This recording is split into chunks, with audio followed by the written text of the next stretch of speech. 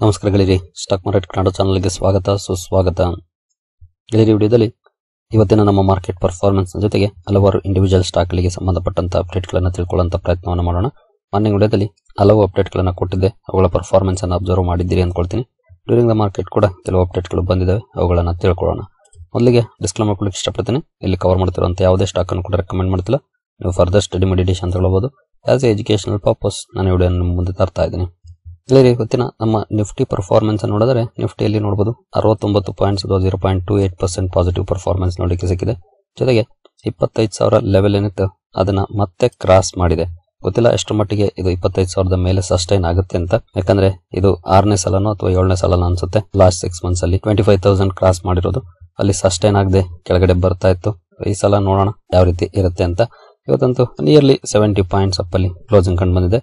Flat ಆಗಿ open ಆಯ್ತು. Expectation ಕೂಡ ಇತ್ತು. ಮಾರ್ನಿಂಗ್ ವಿಡಿಯೋದಲ್ಲಿ ನಾವು ಗಿಫ್ಟ್ ನಿಫ್ಟಿ ಪರ್ಫಾರ್ಮೆನ್ಸ್ ನೋಡಿದಾಗ ಸ್ವಲ್ಪ ನೆಗೆಟಿವ್ ಇತ್ತು. ಜೊತೆಗೆ ಏಷ್ಯನ್ ಮಾರ್ಕೆಟ್ಸ್ ನೆಗೆಟಿವ್ ಪರ್ಫಾರ್ಮೆನ್ಸ್ ಅನ್ನ ಮಾಡ್ತಾ ಇದ್ವು. ಇಂಡಿಕೇಶನ್ ನೆಗೆಟಿವ್ ಇತ್ತು. ಹಾಗಾಗಿ ಫ್ಲಾಟಿಶ್ ಓಪನಿಂಗ್ ಆಗ್ಬೋದು ಅಥವಾ ಸ್ಲೈಟ್ಲಿ ಲೋಯರ್ ಅಲ್ಲಿ ಓಪನ್ ಆಗ್ಬೋದು ಅನ್ನೋಂತ ಎಸ್ಟಿಮೇಷನ್ಸ್ ಇತ್ತು.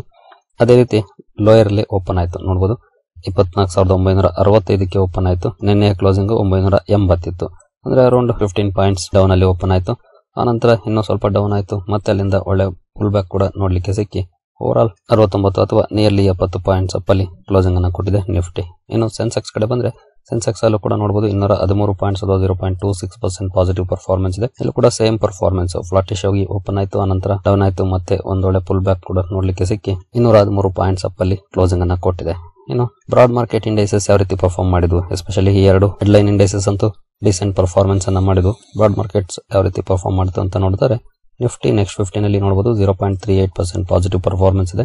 ನಿಫ್ಟಿ 100 ಅಲ್ಲಿ 0.3% ಪಾಸಿಟಿವ್ ಇದೆ. ನಿಫ್ಟಿ 200 0.32% ಪಾಸಿಟಿವ್ ಇದೆ. ನಿಫ್ಟಿ 500 0.33% ಪಾಸಿಟಿವ್ ಇದೆ. ಅಂದ್ರೆ ನಿಯರ್ಲಿ 0.3% ಇಂದ ನಿಯರ್ಲಿ 0.4% ವರೆಗೂ ಪಾಸಿಟಿವ್ ಪರ್ಫಾರ್ಮೆನ್ಸ್ ಬಂದಿದೆ ನಿಫ್ಟಿ 50 ಇಂದ ನಿಫ್ಟಿ 500 ವರೆಗೂ ಇವತ್ತು. ಇನ್ನು ಮಿಡ್ ಕ್ಯಾಪ್ ಕಡೆ ಬಂದ್ರೆ ಮಿಡ್ ಕ್ಯಾಪ್ 15 ಅಲ್ಲಿ ನೋಡಬಹುದು 0.57% ಪಾಸಿಟಿವ್ ಇದೆ. ಮಿಡ್ ಕ್ಯಾಪ್ 100 0.46% ಪಾಸಿಟಿವ್ ಇದೆ. ಮಿಡ್ ಕ್ಯಾಪ್ 150 0.46% ಪಾಸಿಟಿವ್ ಇದೆ. ಅಂದ್ರೆ ಇಲ್ಲಿ ನಿಯರ್ಲಿ 0.5% ಪಾಸಿಟಿವ್ ಪರ್ಫಾರ್ಮೆನ್ಸ್ ನೋಡಲಿಕ್ಕೆ ಸಿಕ್ಕಿದೆ ಮಿಡ್ ಕ್ಯಾಪ್ ಶೇರ್ಗಳಲ್ಲಿ. ಸ್ಮಾಲ್ ಕ್ಯಾಪ್ ಕಡೆ ಬಂದ್ರೆ ಸ್ಮಾಲ್ ಕ್ಯಾಪ್ 100 ಅಲ್ಲಿ 0.3% ಪಾಸಿಟಿವ್ ಇದೆ. ಸ್ಮಾಲ್ ಕ್ಯಾಪ್ 50 0.14% ಪಾಸಿಟಿವ್ ಇದೆ. ಸ್ಮಾಲ್ ಕ್ಯಾಪ್ 250 0.34% ಪಾಸಿಟಿವ್ ಇದೆ. ಅಂದ್ರೆ small cap, mid cap, large cap ಗೆ ಹೋಲಿಸಿದ್ರೆ ಇವತ್ತು ಮಿಡ್ ಕ್ಯಾಪ್ ಚೆನ್ನಾಗಿ ಪರ್ಫಾರ್ಮ್ ಮಾಡಿದೆ ಅಂತಾನೆ ಹೇಳ್ಬೋದು. ಹಾಗೆ ಸ್ಮಾಲ್ ಕ್ಯಾಪ್ ಅಲ್ಲಿ ಸ್ಲೈಟ್ಲಿ ಕಡಿಮೆ ಇದೆ ಪಾಸಿಟಿವ್ ಪರ್ಫಾರ್ಮೆನ್ಸ್. ಒಟ್ಟಿನಲ್ಲಿ ಅಲ್ಲೂ ಕೂಡ ಪಾಸಿಟಿವ್ ಪರ್ಫಾರ್ಮೆನ್ಸ್ ಇದೆ, ಅಲ್ಲೇನ್ ಡೌನ್ ಪರ್ಫಾರ್ಮೆನ್ಸ್ ನೋಡ್ಲಿಕ್ಕೆ ಸಿಕ್ಕಿಲ್ಲ. ಇನ್ನು ಮೈಕ್ರೋ ಕ್ಯಾಪ್ ಇಂಡೆಕ್ಸ್ ಅನ್ನು ನೋಡಿದರೆ ಇಲ್ಲಿ ಫ್ಲಾಟಿಶ್ ಇದೆ ಅಥವಾ ಸ್ಲೈಟ್ಲಿ ಡೌನ್ ಅಲ್ಲಿ ಕ್ಲೋಸಿಂಗ್ ಅನ್ನು ಕೊಟ್ಟಿದೆ. 0.09% ಡೌನ್ ಅಲ್ಲಿ ಮೈಕ್ರೋ ಕ್ಯಾಪ್ ಇಂಡೆಕ್ಸ್ ಕ್ಲೋಸಿಂಗ್ ಅನ್ನು ಕೊಟ್ಟಿದೆ. ಓವರ್ ಆಲ್ ಮತ್ತೊಮ್ಮೆ ಡಿಸೆಂಟ್ ಪರ್ಫಾರ್ಮೆನ್ಸ್ ಇವತ್ತು ನಮ್ಮ ಮಾರ್ಕೆಟ್ ಅಲ್ಲಿ ನೋಡ್ಲಿಕ್ಕೆ ಸಿಕ್ಕಿದೆ ಅಂತ ಹೇಳ್ಬೋದು. ಈ ಪರ್ಫಾರ್ಮೆನ್ಸ್ ಅನ್ನು ನೋಡಿದ್ರೆ ನಂತರ ಸೆಕ್ಟೋರಲ್ ಇಂಡೈಸಸ್ ಗಳು ಯಾವ ರೀತಿ ಪರ್ಫಾರ್ಮ್ ಮಾಡಿದ್ವು ಅಂತ ನೋಡಿದರೆ ನಿಫ್ಟಿ ಬ್ಯಾಂಕ್ ಅಲ್ಲಿ ನೋಡಬಹುದು 0.3% ಡೌನ್ ಇದೆ ಪರ್ಫಾರ್ಮೆನ್ಸ್. ಫೈನಾನ್ಷಿಯಲ್ ಸರ್ವಿಸಸ್ 0.39% ಡೌನ್ ಇದೆ. ಹೆವಿವೇಟ್ ಸೆಕ್ಟರ್ ಸ್ವಲ್ಪ ನೆಗೆಟಿವ್ ಅಲ್ಲೇ ಪರ್ಫಾರ್ಮೆನ್ಸ್ ಅನ್ನ ಮಾಡಿದೆ ಇವತ್ತು. ನಿನ್ನೆ ಕೂಡ ಅಂತ ಪಾಸಿಟಿವ್ ಏನಿರಲಿಲ್ಲ, ಇವತ್ತು ಕೂಡ ಅದೇ ರೀತಿ ಪರ್ಫಾರ್ಮೆನ್ಸ್ ಇದೆ ಅಂತ ಹೇಳ್ಬೋದು. ಇನ್ನು ಆಟೋದಲ್ಲಿ ಫ್ಲಾಟಿಶ್ ಪರ್ಫಾರ್ಮೆನ್ಸ್ ಇದೆ. ಇದರಲ್ಲಿ ಪಾಸಿಟಿವ್ ಅಲ್ಲಿ ಕ್ಲೋಸಿಂಗ್ ಕಂಡು ಬಂದಿದೆ. ನಿನ್ನೆ ಮೊನ್ನೆ ಆಟೋ ಸೆಕ್ಟರ್ ಅಲ್ಲಿ ತುಂಬಾ ಒಳ್ಳೆ ಪರ್ಫಾರ್ಮೆನ್ಸ್ ನೋಡ್ಲಿಕ್ಕೆ ಸಿಕ್ಕಿತ್ತು. ಹಾಗಾಗಿ ಇವತ್ತೇನಂತ ದೊಡ್ಡ ರಿಯಾಕ್ಷನ್ ಇಲ್ಲ, ಫ್ಲಾಟಿಶ್ ಪರ್ಫಾರ್ಮೆನ್ಸ್ ನೋಡ್ಲಿಕ್ಕೆ ಸಿಕ್ಕಿದೆ. FMCG ಇವತ್ತು ಸ್ಟ್ರಾಂಗ್ ಪರ್ಫಾರ್ಮೆನ್ಸ್ ಅನ್ನ ಮಾಡಿದೆ. ನಿನ್ನೆ ಮೊನ್ನೆ ಇಲ್ಲಿ ಅಂಡರ್ ಪರ್ಫಾರ್ಮೆನ್ಸ್ ಇತ್ತು. ಇವತ್ತು 1.39% ಅಪ್ ಅಲ್ಲಿ ಕ್ಲೋಸಿಂಗ್ ಅನ್ನು ಕೊಟ್ಟಿದೆ. ಇವತ್ತು ಸಾಲಿಡ್ ಪರ್ಫಾರ್ಮೆನ್ಸ್ ಬಂದಿದ್ದು ಅಂತಂದ್ರೆ ಅದು IT ಸೆಕ್ಟರ್ ಅಲ್ಲಿ 2.69% ಪಾಸಿಟಿವ್ ಪರ್ಫಾರ್ಮೆನ್ಸ್ IT ಸೆಕ್ಟರ್ ಅಲ್ಲಿ ನೋಡ್ಲಿಕ್ಕೆ ಸಿಕ್ಕಿದೆ. ಇದರ ಹಿಂದೆ ಕೆಲವು ಕಾರಣಗಳು ಕೂಡ ಇದಾವೆ, ನೋಡೋಣ, ಮುಂದುವರೆದು ತಿಳ್ಕೊಳ್ಳೋಣ ಅದ್ರ ಬಗ್ಗೆ ಕೂಡ. ಮೀಡಿಯಾದಲ್ಲಿ ನಿಯರ್ಲಿ 2% ಡೌನ್ ಇದೆ. ಮೆಟಲ್ 0.43% ಪಾಸಿಟಿವ್ ಇದೆ. ಫಾರ್ಮಾ 0.44% ಡೌನ್ ಇದೆ. PSU ಬ್ಯಾಂಕ್ ಗಳಲ್ಲಿ 0.27% ಡೌನ್ ಇದೆ. ಪ್ರೈವೇಟ್ ಬ್ಯಾಂಕ್ 0.36% ಡೌನ್ ಇದೆ. ರಿಯಾಲ್ಟಿನಲ್ಲಿ 1% ಪಾಸಿಟಿವ್ ಇದೆ. 1.06% ಪಾಸಿಟಿವ್ ಅಲ್ಲಿ ಕ್ಲೋಸಿಂಗ್ ಕಂಡು ಬಂದಿದೆ. ಹೆಲ್ತ್ ಕೇರ್ 0.26% ಡೌನ್ ಇದೆ. ಕನ್ಸ್ಯೂಮರ್ ಡ್ಯೂರಬಲ್ಸ್ 0.06% ಪಾಸಿಟಿವ್ ಇದೆ. Nifty oil and gas 0.13% down ಅಲ್ಲಿ ಕ್ಲೋಸಿಂಗ್ ಅನ್ನು ಕೊಟ್ಟಿದೆ.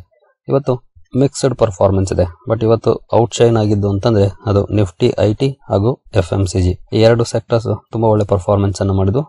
ಜೊತೆಗೆ ನಿಫ್ಟಿ ರಿಯಾಲ್ಟಿ ಕೂಡ ಒಳ್ಳೆ ಕಾಂಟ್ರಿಬ್ಯೂಷನ್ ಅನ್ನು ಮಾಡ್ತು ಅಂತಾನೆ ಹೇಳ್ಬೋದು. ಇನ್ ಕೇಸ್ ಇಲ್ಲಿ ಏನಾದರೂ ಫ್ಲಾಟಿಶ್ ಅಥವಾ ಡೌನ್ ಪರ್ಫಾರ್ಮೆನ್ಸ್ ಇದ್ದಿದ್ರೆ ಬಹುಶಃ ನಮ್ಮ ಮಾರ್ಕೆಟ್ ಇವತ್ತು ಸ್ವಲ್ಪ ಡೌನ್ ಅಲ್ಲಿ ಕ್ಲೋಸಿಂಗ್ ಅನ್ನ ಕೊಟ್ಟಿರುವಂತ ಚಾನ್ಸಸ್ ಇರ್ತಾ ಇತ್ತು. ಬಟ್ ಸಾಲಿಡ್ ಪರ್ಫಾರ್ಮೆನ್ಸ್ ಬಂತಲ್ಲ FMCG, IT ಹಾಗೂ ರಿಯಾಲ್ಟಿನಲ್ಲಿ ಒಂದಷ್ಟು ಮಾರ್ಕೆಟ್ ಅನ್ನ ಮೇಲೆ ಎತ್ತಿದ್ವು ಅಂತಾನೆ ಹೇಳ್ಬೋದು ಈ ಪರ್ಫಾರ್ಮೆನ್ಸ್ ಅನ್ನ ನೋಡಿದ್ರೆ. ಒಟ್ಟಿನಲ್ಲಿ ಮತ್ತೊಮ್ಮೆ ಒಂದಷ್ಟು ಪಾಸಿಟಿವ್ ಪರ್ಫಾರ್ಮೆನ್ಸ್ ಇವತ್ತು ನಮ್ಮ ಮಾರ್ಕೆಟ್ ಅಲ್ಲಿ ನೋಡ್ಲಿಕ್ಕೆ ಸಿಕ್ಕಿದೆ. ಅದಕ್ಕೆ ಕಾರಣಗಳಂತೂ ನಿಮಗೆ ಗೊತ್ತಿದೆ. ಇತ್ತೀಚೆಗೆ ಹಲವು ಪಾಸಿಟಿವ್ ಅಪ್ಡೇಟ್ಗಳು ಬಂದಿದ್ದು ಅದನ್ನ ನಾವು ಲಾಸ್ಟ್ ಶನಿವಾರದಿಂದ ಕೂಡ ನೋಡಿದ್ವಿ. ಹಾಗಾಗಿ ಅವೆಲ್ಲವೂ ಕೂಡ ಇನ್ನೂ ಒಂದಷ್ಟು ಮೊಮೆಂಟಮ್ ಅನ್ನ ಕಾಪಾಡ್ಕೊಳ್ತಿದ್ದಾವೆ ಅಂತ ಹೇಳ್ಬೋದು ಮಾರ್ಕೆಟ್ ಅಲ್ಲಿ. ಜೊತೆಗೆ ಏನು ಬಿಗ್ ಅಪ್ಡೇಟ್ಗಳು ಬಂದು ಅದಕ್ಕೆ ಈ ಪರ್ಫಾರ್ಮೆನ್ಸ್ ಏನು ಅಲ್ಲ, ಇದಕ್ಕಿಂತ ಜಾಸ್ತಿ ಪಾಸಿಟಿವ್ ಪರ್ಫಾರ್ಮೆನ್ಸ್ ಬರುವಂತ ಅಪ್ಡೇಟ್ಗಳು. ಆದ್ರೆ ಮಾರ್ಕೆಟ್ ಇನ್ನು ಸ್ವಲ್ಪ ವೈಟ್ ಅಂಡ್ ವಾಚ್ ಮೋಡ್ ಅಲ್ಲೇ ಹೋಗ್ತಾ ಇದೆ ಅಂತ ಹೇಳ್ಬೋದು ಈ ಪರ್ಫಾರ್ಮೆನ್ಸ್ ಅನ್ನ ನೋಡಿದ್ರೆ. ಯಾಕಂದ್ರೆ ಇನ್ನು ಅನ್ಸರ್ಟನಿಟೀಸ್ ಇದೆ, ಯಾವುದು ಎಕ್ಸಾಕ್ಟ್ಲಿ ಇಂಥ ಸಮಯಕ್ಕೆ ಆಗುತ್ತೆ ಅನ್ನುವಂತ ಕನ್ಫರ್ಮೇಶನ್ ಇಲ್ಲ. ಹಾಗಾಗಿನೇ ಸ್ವಲ್ಪ ಕಾಶಿಯಸ್ ಆಗಿ ಮಾರ್ಕೆಟ್ ಮೂವ್ ಆಗ್ತಿದೆ. ಒನ್ಸ್ ಇದ್ರ ಬಗ್ಗೆ ಪ್ರಾಪರ್ ಅಪ್ಡೇಟ್ ಗಳು ಬಂದ್ರೆ ಅದು ಟ್ಯಾರಿಫ್ ಗೆ ಸಂಬಂಧಪಟ್ಟಂತೆ ಆಗ್ಬೋದು ಅಥವಾ GST ರಿಫಾರ್ಮ್ಸ್ ಗೆ ಸಂಬಂಧಪಟ್ಟಂತೆ ಆಗ್ಬೋದು. ಅದು ನೆಕ್ಸ್ಟ್ ಲೆಗ್ ಆಫ್ ಮಾರ್ಕೆಟ್ ರ್ಯಾಲಿಗೆ ಕೂಡ ಕಾರಣ ಆಗ್ಬೋದು. But as of now investors white and watch ಮೋಡ್ಗೆ ಹೋಗ್ತಿದ್ದಾರೆ. ಹಾಗಾಗಿ ಸ್ವಲ್ಪ ಕಾಶಿಯಸ್ ಆಗಿ ಮೂವ್ ಆಗ್ತಿದೆ. ಒಳ್ಳೆ ಸುದ್ದಿಗಳು ಬಂದ್ರು ಕೂಡ ದೊಡ್ಡ ರಿಯಾಕ್ಷನ್ ಬರ್ತಾ ಇಲ್ಲ. ಬಟ್ ಇವತ್ತಲ್ಲ ನಾಳೆ ರಿಯಾಕ್ಷನ್ ಬರುತ್ತೆ, ಅದರಲ್ಲೇನು ಡೌಟ್ ಇಲ್ಲ. ಅಲ್ಲಿವರೆಗೂ ಕಾಯುವಂತ ತಾಳ್ಮೆ ಇನ್ವೆಸ್ಟರ್ಸ್ಗೆ ಇರಬೇಕಾಗುತ್ತೆ. ನೋಡೋಣ ಯಾವಾಗ ಬರುತ್ತೆ ಅಂತ. ಇನ್ನು ಬೇರೆ ಸುದ್ದಿಗಳ ಕಡೆ ನಾವು ಬರೋದಾದ್ರೆ ರಿಗಾಲ್ ರಿಸೋರ್ಸಸ್ IPO ಇವತ್ತು ಲಿಸ್ಟಿಂಗ್ ಇತ್ತು. ಒಳ್ಳೆ ಪ್ರಮಾಣದ ಲಿಸ್ಟಿಂಗ್ ಅನ್ನ ಕಂಪನಿ ಕೊಟ್ಟಿದೆ ಅಂತ ಹೇಳ್ಬೋದು. 39% ಗೆ ಶೇರ್ ಲಿಸ್ಟ್ ಆಯ್ತು. ಅಂದ್ರೆ IPO ಇಶ್ಯೂ ಪ್ರೈಸ್ ಏನಿತ್ತು ಅದಕ್ಕೆ 39% ಅಪ್ ಅಲ್ಲಿ ಲಿಸ್ಟ್ ಆಯ್ತು. ಮಾರ್ನಿಂಗ್ ವಿಡಿಯೋದಲ್ಲಿ ನಾವು ಗ್ರೇ ಮಾರ್ಕೆಟ್ ಪ್ರೀಮಿಯಂ ಅನ್ನ ನೋಡಿದ್ವಿ, ಅರೌಂಡ್ 30% ಇತ್ತು, 39% ಗೆ ಲಿಸ್ಟ್ ಆಯ್ತು. ಆನಂತರ ಮೇಲಿಂದ ಸ್ವಲ್ಪ ಡೌನ್ ಕೂಡ ಆಗಿ ಕ್ಲೋಸಿಂಗ್ ಅನ್ನ ಕೊಟ್ಟಿದೆ. ಒಟ್ಟಿನಲ್ಲಿ ಇನ್ವೆಸ್ಟರ್ಸ್ ಗೆ ಒಳ್ಳೆ ಲಾಭವನ್ನ ಮೊದಲನೇ ದಿನನೇ ರಿಗಾಲ್ IPO ಮಾಡಿದೆ ಅಂತಾನೆ ಹೇಳ್ಬೋದು. ಇನ್ನು IT ಸೆಕ್ಟರ್ ಅಲ್ಲಿ ಇವತ್ತು ತುಂಬಾ ಒಳ್ಳೆ ಪರ್ಫಾರ್ಮೆನ್ಸ್ ನೋಡ್ಲಿಕ್ಕೆ ಸಿಕ್ತು. ಅದಕ್ಕೆ ಕಾರಣ ನೋಡಬಹುದು, ಜಾಕ್ಸನ್ ಹೋಲ್ ಕಾನ್ಫರೆನ್ಸ್ ಅಲ್ಲಿ ಫೆಡ್ ಜೆರೋಮ್ ಪವೆಲ್ ಅವರ ಸ್ಪೀಚ್ ಇದೆ. ಅಲ್ಲಿ ಎಕನಾಮಿಕ್ ಔಟ್ಲುಕ್ ಹಾಗೂ ಸೆಂಟ್ರಲ್ ಬ್ಯಾಂಕ್ ಪಾಲಿಸಿ ಫ್ರೇಮ್ವರ್ಕ್ ಬಗ್ಗೆ ಬಹುಶಃ ಮಾತಾಡಬಹುದು ಅನ್ನುವಂತ ಎಕ್ಸ್ಪೆಕ್ಟೇಷನ್ ಕೂಡ ಇದೆ.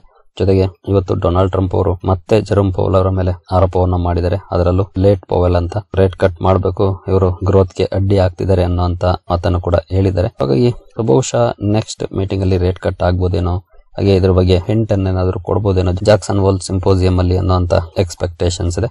ನೋಡೋಣ ಏನೆಲ್ಲ ಸುದ್ದಿ ಬರುತ್ತೆ ಅಲ್ಲಿಂದ ಅಂತ. ಈ ಎಲ್ಲ ಸುದ್ದಿಗಳು ಎಸ್ಪೆಷಲಿ IT ಸೆಕ್ಟರ್ ಅಲ್ಲಿ ಒಂದಷ್ಟು ಪಾಸಿಟಿವ್ ಪರ್ಫಾರ್ಮೆನ್ಸ್ ಗೆ ಇವತ್ತು ಕಾರಣ ಆಗಿದೆ. ಜೊತೆಗೆ ನಿಮ್ಗೆಲ್ರಿಗೂ ಗೊತ್ತಿರೋ ಹಾಗೆ ಹಿಸ್ಟಾರಿಕಲ್ ಅವರೇಜ್ ಅನ್ನ ಚೆಕ್ ಮಾಡಿದ್ರೆ ವ್ಯಾಲ್ಯೂಯೇಷನ್ ವಿಚಾರದಲ್ಲಿ ವ್ಯಾಲ್ಯೂಯೇಷನ್ ಕೂಡ ಡೌನ್ ಇದೆ. ಹಾಗಾಗಿ ಬಹುಶಃ ಇನ್ಸ್ಟಿಟ್ಯೂಷನ್ಸ್ ಆ ಕಡೆ ಕಾನ್ಸಂಟ್ರೇಟ್ ಮಾಡ್ತಿರ್ಬೋದು ಅನ್ನುವಂತ ಎಕ್ಸ್ಪೆಕ್ಟೇಷನ್ಸ್ ಕೂಡ ಇದೆ, ಅಂದ್ರೆ IT ಸೆಕ್ಟರ್ ಕಡೆ.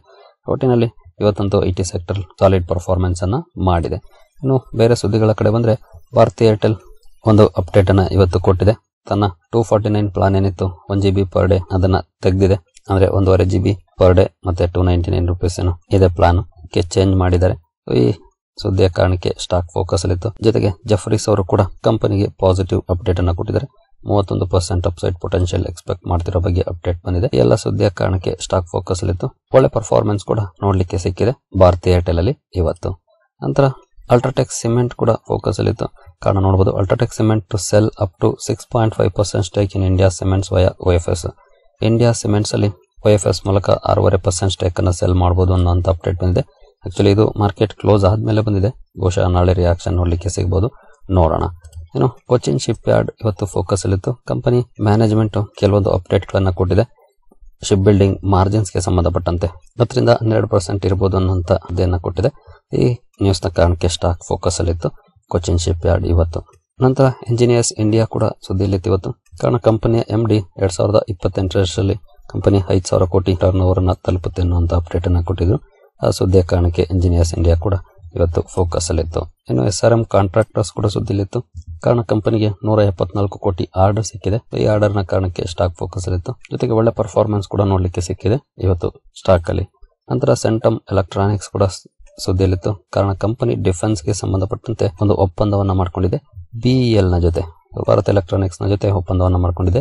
ಈ ಸುದ್ದಿಯ ಕಾರಣಕ್ಕೆ ಸ್ಟಾಕ್ ಫೋಕಸ್ ಅಲ್ಲಿತ್ತು. ಇದರ ಬಗ್ಗೆ ಅಪ್ಡೇಟ್ ಅನ್ನ ನಮ್ಮ ವಾಟ್ಸ್ಆಪ್ ಚಾನಲ್ ಅಲ್ಲಿ ಹಾಗೂ ನಮ್ಮ X ಖಾತೆಯಲ್ಲೂ ಕೂಡ ಹಂಚಿಕೊಂಡಿದೆ. ಸೆಂಟಮ್ ಎಲೆಕ್ಟ್ರಾನಿಕ್ಸ್ ಅಲ್ಲಿ ತುಂಬಾ ಒಳ್ಳೆ ಪರ್ಫಾರ್ಮೆನ್ಸ್ ಕೂಡ ನೋಡ್ಲಿಕ್ಕೆ ಸಿಕ್ಕಿದೆ. ನಿಯರ್ಲಿ 7% ಅಪ್ ಅಲ್ಲಿ ಸ್ಟಾಕ್ ಇವತ್ತು ಕ್ಲೋಸಿಂಗ್ ಅನ್ನ ಕೊಟ್ಟಿದೆ. BEL ಅಲ್ಲಿ ನಾರ್ಮಲ್ ಪರ್ಫಾರ್ಮೆನ್ಸ್ ಇದೆ, ಬಟ್ BEL ಜೊತೆ ಸೆಂಟಮ್ ಎಲೆಕ್ಟ್ರಾನಿಕ್ಸ್ ಒಪ್ಪಂದವನ್ನ ಮಾಡಿಕೊಂಡಿದೆ ಡಿಫೆನ್ಸ್ ಗೆ ಸಂಬಂಧಪಟ್ಟಂತೆ. ಸರಿ ಗೆಳೆಯರೆ, ಈ ಎಲ್ಲ ಅಪ್ಡೇಟ್ಸ್ ನಿಮಗೆ ಇಷ್ಟ ಆಗಿದೆ ಅನ್ಕೊಳ್ತೀನಿ. ಮುಂದಿನ ವಿಡಿಯೋದಲ್ಲಿ ಸಿಗೋಣ. ಅಲ್ಲಿವರೆಗೂ ಜೈ ಹಿಂದ್, ಜೈ ಕರ್ನಾಟಕ.